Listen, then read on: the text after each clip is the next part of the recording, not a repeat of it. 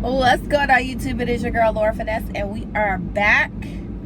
Yes, my face looked greasy. Yes, today's video was in the whip. Yes, I still got these braids in. Yes, the skin is glistening. The answer across the board is yes. The answer is yes. That's the only answer. The answer is yes. Anyway, before we get into this video, before we get into our house cleaning items, please go ahead and like and subscribe to this video. Please share this video. I'm obviously on YouTube. I am also on Instagram, and I am on Twitter. I'm on Snapchat. All of my handles will be below.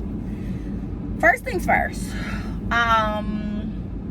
it's hot, okay? I know y'all tired of me talking about it, but y'all, this is my first full summer in Arizona, and summer really was only 3 days ago. Summer just started 3 days ago, and Friday, I think summer started Thursday.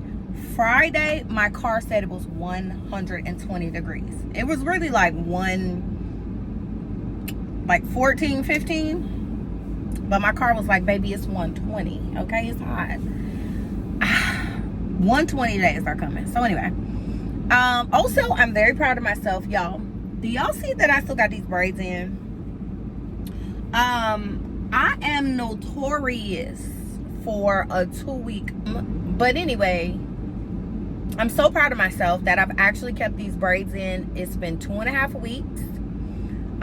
This upcoming weekend, today is Sunday, so next weekend will be 3 full weeks that I will have had these braids in. So I guess it ain't, no, it is 2.5 because I did the braids like before the weekend. So 2.5 weeks. Next weekend will be 3 weeks, and I'm just proud of myself because I'm notorious for taking braids out. My braids do not last long. I almost took these out today if I weren't so tired because it was so hot outside. If I wasn't tired, I would have taken these braids out. But I don't even know what my next style is, what I want to do. I've been doing braids for at least 2 months. I think a solid 2 months I've been doing braids. So I kind of want to take a break from the braids. Right, it's been like 2 months, like I think all of April, all of May, and then it's gonna be all of June. So coming up on 3 months. So I think I want to switch it up. I do want my hair to be like less manipulated as possible. So I am trying to keep the braids in, keep the protective styles in, especially because it's summer. But yeah, I want something different. Even though this blonde is really, it's giving. So I decided to just do my baby hair, pull it up in a ponytail, and once I did that, I was like, okay, I don't need to take it down. There's no need for me to like be dramatic, because I was being dramatic. What else has been going on? I think really that's it. This weekend was so chill. I think if you get a weekend where you don't have to do nothing, you don't have to go nowhere, you don't got to get dressed up, you can just like lounge around the house, you can take as many naps as you want. I really do recommend that because that's what I did this weekend. I felt good about not having plans this weekend. It feels like every other weekend there's something going on, and I'm not complaining, but I was just so excited this weekend. I was like, I don't have any plans, and the only thing I wanted to go do, I wanted to go get my nails done. But then I was like, I hate going to the nail shop on weekends. Like, I'm not a weekend nail shop girl. I like to go on a Tuesday, a Wednesday morning. Like, I like to go during the week in the morning so that I can get in and out. I'm not here, okay, to be sitting and waiting, and no. So anyway, that's that on that. Let's go ahead and get into this video. It really wasn't much this week. It really wasn't much. Next week gonna be good. Ooh, next week. I'm waiting on next week. But let's talk about this week. So this is Love and Marriage Huntsville, season 8, episode, I believe 8. Are we already 8 episodes in? I believe this is episode 8. It'll definitely be in my thumbnail and in my title. Okay. So so it comes back.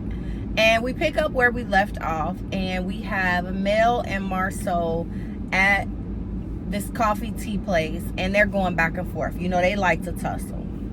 As I said last week, Mel and Marceau would have would have been a good couple, just like Tisha and Martell would have been a good couple. Like, I think Marceau, he loves that Mel is a boss. He loves that Mel checks him and jabs him and puts him in his place. And even though he won't let her get that off in real time, I'm gonna tell you how I know he liked it, because of what he said to Tisha after the conversation, but we'll get there. So they're basically going back and forth, and Mel is just basically like, listen, when people ask me about you and Tisha and y'all business, I don't say a thing. So I would expect the same respect in return. And Marceau was basically like, look, I know the person. They reached out. They just wanted to comment. He claims that he didn't even know, which I will give him this, because I also didn't know. When the story first came out about the domestic violence, terrorist threats, revenge porn, all that, when that verse came out, they didn't assign that to Mel. And we know that Martell is crazy. So I also was like, wait, is this about Mel or is this about coleslaw? Like, who is this about? Another woman? It really was unclear. So in Marceau's defense, he said, when they reached out, I didn't even know if it was about you. I believe him, because I didn't know it was about Mel.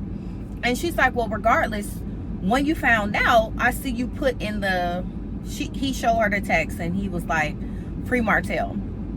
Now, I'm wondering, was it Funky Dineva who texted him that? I just wonder, was it Funky Dineva? Because they made very clear that they weren't going to say who is who.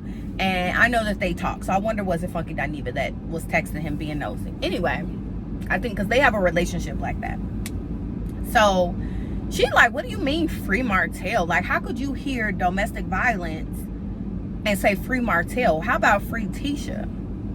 Which was cute. It was a key. But my whole thing is this. And then Mel goes into, why didn't y'all call me? Why didn't y'all check up on me? And Marceau was like, so that I could call you and you could be like, who is this? And she was like, your number's in my phone. Don't play with me. And if you didn't feel comfortable calling to check on me, why your wife didn't? And this where I gotta kind of like, Mel, you my girl, but like, Mel, let's be serious, Mel. A couple things. Firstly, I hate when y'all make me agree with Marceau, okay? Because Marceau's a jerk. But Marceau be right sometimes. I do not think it made sense for Marceau and Tisha to reach out to Mel. 100%. Like, we just was getting it on. We've been going back and forth for years. We were trying to get to a good place, and we still were not off. You called me the spawn of the devil, talking about Tisha, talking about Mel. You called me like the spawn of the devil, like, you know, because Tisha was on one last reunion. So it's kind of, Mel, you cannot expect for these people to reach out to you, because y'all are not friendly like that.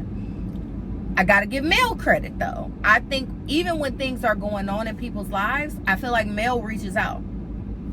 Mel reached out to Tisha. Mel reached out to Stormy. Mel reached out to Kimmy.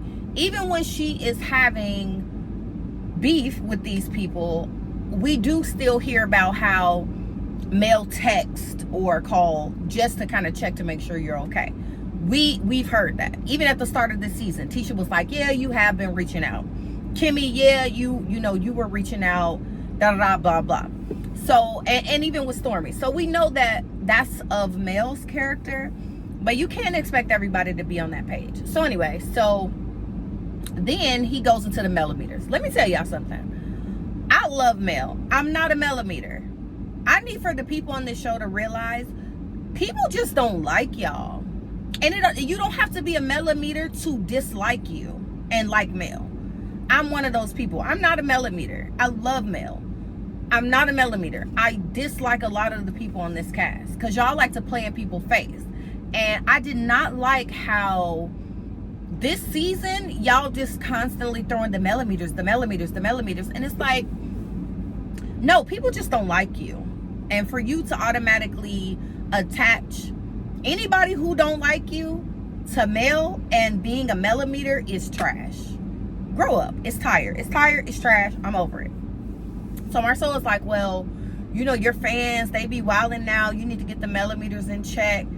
And Mel was like, how do y'all want me to get people that I don't know And let y'all tell it, the millimeters are elderly and old. So how do y'all want Mel to police, okay, a bunch of old women, old people, older than her? How do y'all want her to police them, but y'all can't police your mother-in-law? Somebody that you do know, somebody that you do have access to, somebody that you can pull to the side and say, hey, you're jeopardizing my check. You're jeopardizing my reputation, right? Mel don't know these millimeters. They come support, they be online going hard for her, but like, how can you expect her to control, let y'all tell it, old, elderly people, and y'all can't even control Wanda? Hands down a great point. Now, later on, Marceau talks to Tisha. He tells her the conversation. And this is what I mean when I say Marceau, he likes when Mel sticks it to him, because absolutely when he went back to that story, to Tisha, he like, yeah, you don't control your mom. So Mel had a point. And Tisha was like, oh, she just deflecting. The millimeters are crazy. These people are brainless. Like what he was saying, they brainless and this and this and that. And Marceau was like, listen, I'm not saying who's right and who's wrong, but I am saying Mel has a valid point that how can we expect her to control these strangers and you don't even control your mom? Tisha tried to play it out. She don't want to have that conversation.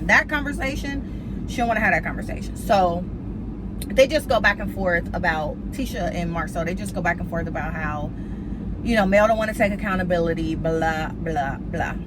All right, we get this scene with Stormy and Destiny. I don't like Destiny. Destiny is tired. Destiny is played. Destiny really thinks she's that girl, but she never shows up as that girl. And now here we are in season 8, and you trying to show up as you been that, and you are not that. And that's why we don't believe you. You don't even believe you. And I can't. So, you know, they were catching up, and basically Stormy was telling her, like, you know, I've got this gala coming. Sonny is coming. And she's like, oh, okay, well, I'm kind of over it. Like, I was feeling the way at first, but I'm kind of over it. They talk about how Mel isn't coming, and Stormy was like, you know, I did meet up with Mel at the podcast. And Destiny was like, was it genuine? Destiny, shut the fuck up. Nothing you do is genuine. And then she's like, you know, Mel likes to operate in a gray area. And I was like, I cannot believe that she said that. If y'all go back to episode 1, I literally said this about Destiny verbatim. Baby, it's you. You operate in the gray area of all your relationships. That's why you were unclear about you and Mel's relationship. Your husband filed for divorce and left you when you still had a newborn. You were unclear and caught off guard by that relationship. You were unclear and caught off guard with the relationship with Moses. And you were unclear and caught off guard with your relationship with Sonny, who is saying you and her weren't friends. Moses saying you and him weren't together. Mel was saying you and her hadn't talked. Right? You even had smoke with Stormy at one point because you was beefed up in your chest and Stormy was just asking questions. So it's like, no, Destiny, the person who's always in the gray area in their relationships is you. Whack. Destiny's whack. I'm sorry, she's whack. So anyway, whatever. So that was that conversation. So the next scene we had, what did we have? We had, let's just jump to Lovers and Friends Gala. They go to Lovers and Friends Gala. Mel didn't come. She already said she wasn't coming. We knew that. Trisha and her no neck, frog in the throat ass show up with Ken. Stormy was like, okay, y'all get set up over here. And Trisha's just like, I'm nervous because I'm Trisha. I'm nervous. Don't see it for Trisha. I cannot wait for next week. I'm gonna get to it, but next week, I can't wait for next week. So anyway, so that's that. Then Miss Nell, mind your business, Nell, because like it really didn't give. You needed to go and have a conversation with Sonny. You're clearly trying to create a scene because it just didn't give that. It didn't give.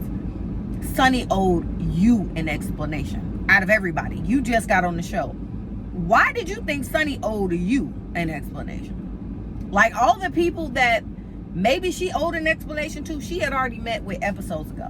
Why did you think she owed you some type of breakdown about what happened. But anyway, Nell pulls Sunny to the side and she's grilling her. How did this happen? You know, it looks foul, da da da. And basically Sunny is like, look, he my man, we married, it is what it is, I don't care.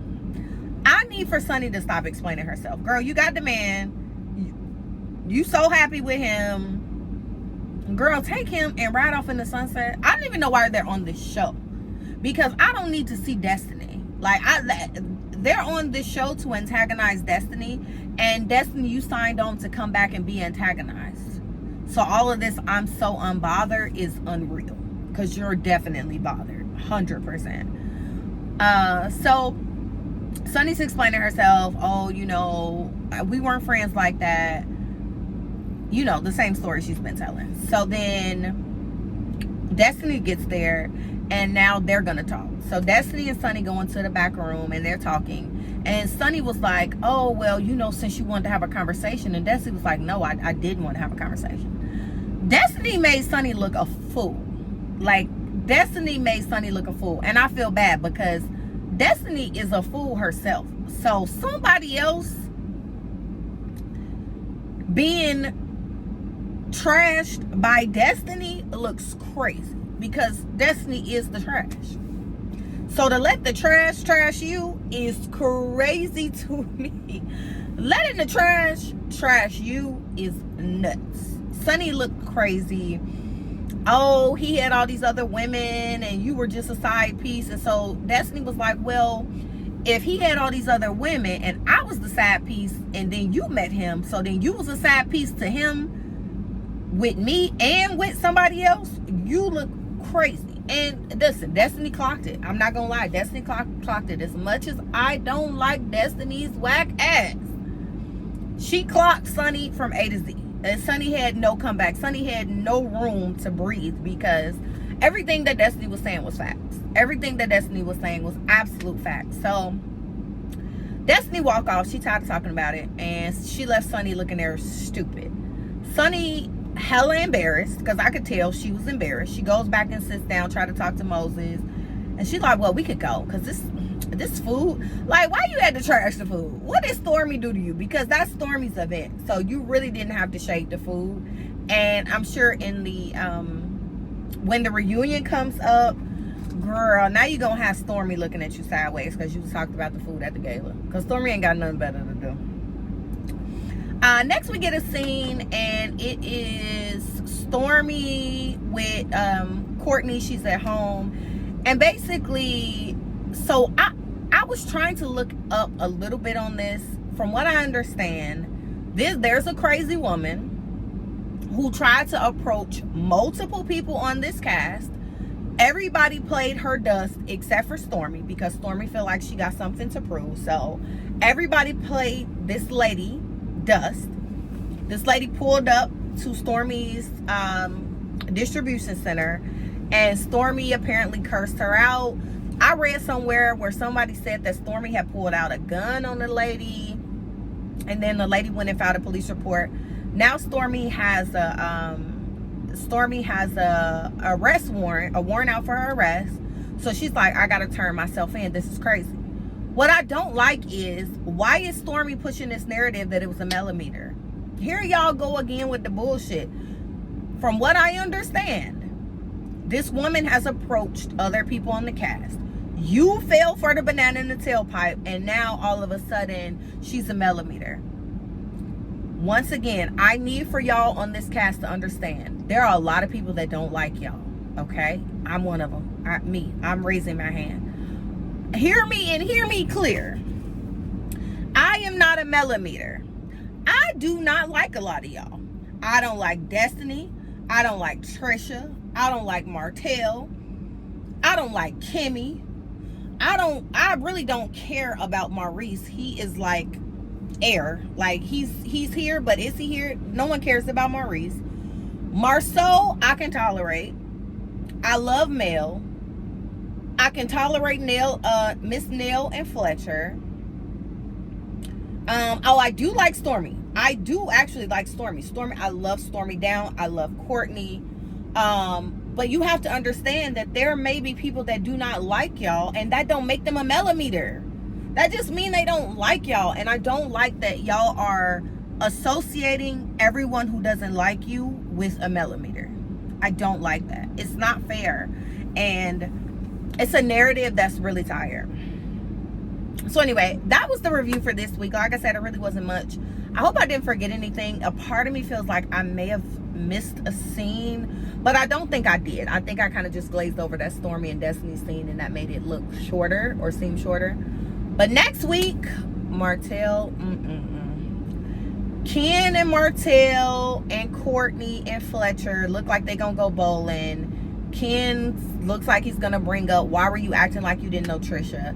And as we all know, Trisha went to school with Montez, Martell's brother, went to school with him. So you've known this lady for a very, very long time because she went to school with your brother. And instead of him saying that, Fletcher was like, well, how would you know her? Well, I mean, because we cool. We cool. And it sounds like they're going to probe harder. And instead of Martell saying, she went to school with my brother, or I know her from school, I know her from back in the day, he says, oh, because we met each other. We met each other. We bumped into each other. You are creating, again, I said Martell is the same way as Destiny. You are creating gray area. You are creating mess and drama. If you and Trisha know each other from back in the day, because this is what I think. You and Trisha know each other from back in the day. She went to school with your brother. At some point in y'all's adult life, maybe recently within like 5 to 10 years, you all seen each other out. Sounds like y'all hooked up. Sounds like it was a one-night stand. And now y'all on this show together and it's looking uneasy. And Martell, instead of you clearing it up, Martell, you tried to make it look like it was something else. If you're not going to say what the something else is, shut up. Because you're sitting in front of this woman's boyfriend acting like you had sex with her, but you don't want to say you had sex with her. And if you had sex with her, then just say it is what it is. Or lie better. But don't create this confusion and make it look weird, because it's upcoming next week. It looks like he gonna make it real weird and uncomfortable. And Martell is just a trash person. Which, by the way, he was just convicted of all that stuff with Mel. Like, I seen it come up again. Like, he was convicted, and then I think after being convicted, I think he got sentenced. I don't know. It's something else just happened recently, but definitely he was convicted a few weeks ago, and we did see that. We did see him get convicted. So, oh, Martell, just send Martell to jail. Send him to jail. It don't matter. Just send him to jail. I don't want to say throw away the key because he got kids, but send him to jail so he could just go sit down and think about the nonsense that he constantly perpetuates. It's tiring. Go sit down, Martell. We're tired.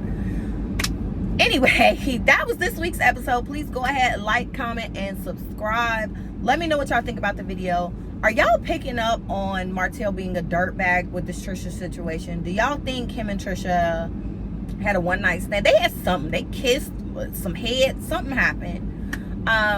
What do y'all think about them putting everything on the millimeters? Are y'all here for it? I'm not here for it. Because you can like somebody and dislike somebody, and that don't mean you're a part of their gang, their stan group, their whatever they call their little fan group. That don't mean that. It's just like, I don't like you and I like them. It doesn't mean anything past that. So, all right, y'all, I will see you guys.